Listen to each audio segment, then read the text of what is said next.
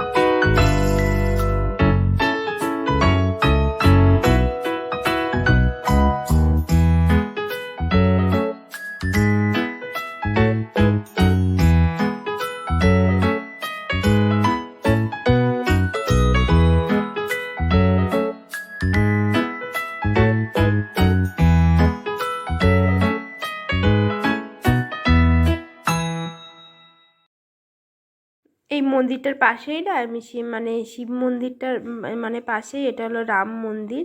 হ্যাঁ, তো আর এদিকে বজরংবলীও আছে, হনুমানজি। তো তোমরা যেটাই বলো, বজরংবলী বলো, হনুমানজি বলো। তো এখানে দেখো পুজো হয়ে গেছে সকাল সকাল। আর এইদিকে দেখো এই ঠাকুরটার কথা বলতে পারলাম না কি ঠাকুর, তো যাই হোক, তো তোমরা একবার দেখে নাও। তো তো এইখানেও দেখো পুজো কিন্তু হয়ে গেছে। হ্যাঁ, কিছু আর কি দেখো ফুল টুল সব এখানে রেখে দিয়েছে সাইডে। আর এটা কী ঠাকুর ঠিক বলতে পারছি না আমি। হ্যাঁ, নাম কিছু লেখা নেই, মনে হয় কোনো একটা ঠাকুর হতে পারে। তো যাই হোক, আর এদিকে দেখো কি সুন্দর ঝাড়বাতি দিয়ে সুন্দর করে সাজিয়েছে মন্দিরটা। তোমরা দেখো, বেশ ভালো লাগবে। আর তোমরা যদি পারো তো একবার এই মন্দিরটা এসে একবার ঘুরে যেও। আর এখানে দেখো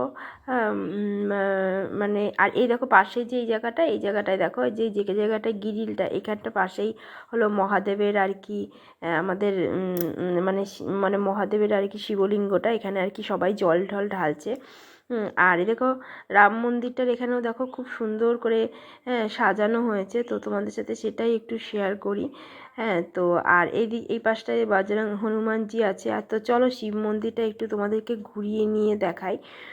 আর এখানটায় দেখো সবাই কিন্তু জল দিচ্ছে, তারপরে ধূপকাঠি মোমবাতি জ্বালিয়ে সবাই কিন্তু এখানে পুজো করছে। তো আমি যে করে আর কি পুজো করতে পারবো না এবছরে, তো আমি আবার সামনের বার দেখি, চেষ্টা করব, মহাদেব যদি চায় আমি এসে নিশ্চয়ই একবার জল ঢেলে যাব, ঠিক আছে।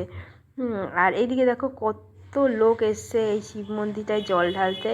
হ্যাঁ, তোমাদের যতটা আর কি চেষ্টা, মানে যতটা পারলাম তোমাদেরকে আর কি চেষ্টা করলাম যে দেখানোর।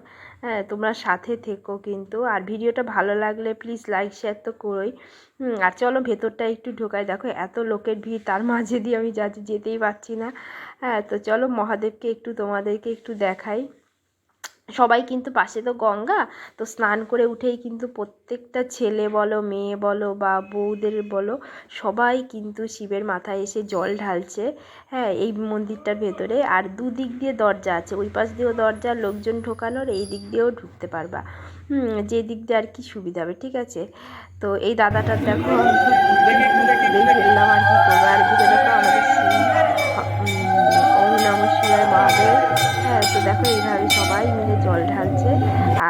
দেখো এটা হলো বেরোনোর রাস্তা। আর এখানে দেখো ধূপকাঠি মোমবাতি সবাই আর কি জ্বালাচ্ছে।